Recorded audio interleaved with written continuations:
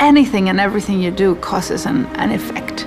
And that's wonderful, but that's also dangerous, because then you have to make sure that all the information you're putting out is voluntary and is not just happening because by accident.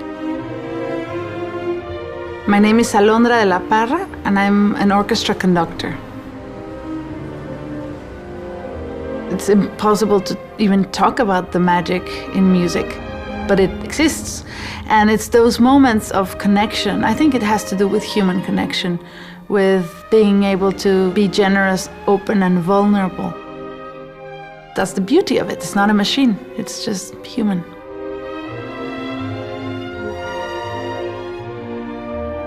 I see success more as a vehicle. I just want to make music with the best orchestras and the best musicians I can. Because the better the musicians, the better the music. And I'm interested in that world of imagination, of creativity that needs that level. When that's understood, then it's really good.